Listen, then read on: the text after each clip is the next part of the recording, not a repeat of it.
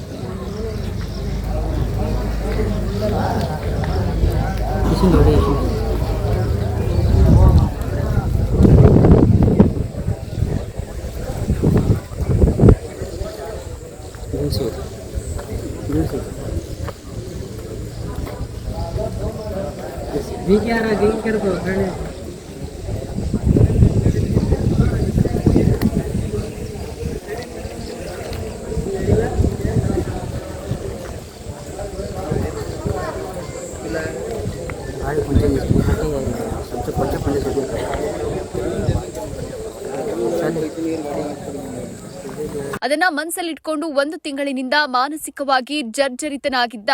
ಸಾಲವನ್ನ ತೀರಿಸಲು ತೊಂದರೆ ಉಂಟಾಗ್ತಿದೆ ಅಂತ ಮನಸ್ಸಿಗೆ ಬಹಳ ಬೇಸರ ಮಾಡಿಕೊಂಡು ಸಾರ್ವಜನಿಕ ಎದುರಿಗೆ ನಾಚಿಕೆ ಮತ್ತು ಅವಮಾನ ಮಾಡಿಸ್ಕೊಳ್ಬಾರ್ದು ಅಂತ ಆತ್ಮಹತ್ಯೆ ಮಾಡಿಕೊಂಡಿರ್ತಾನೆ.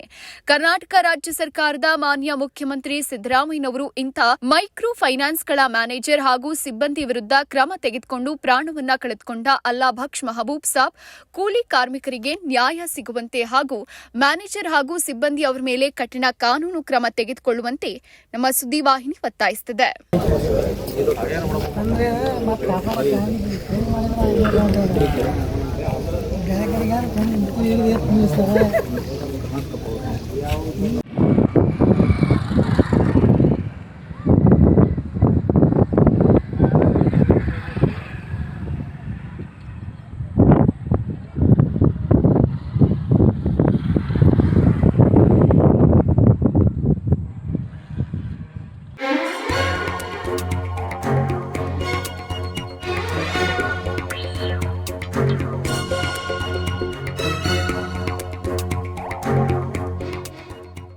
ವರದಿ JB Devendra Kumar, Karnataka power news 1 ಸಂಪಾದಕರು.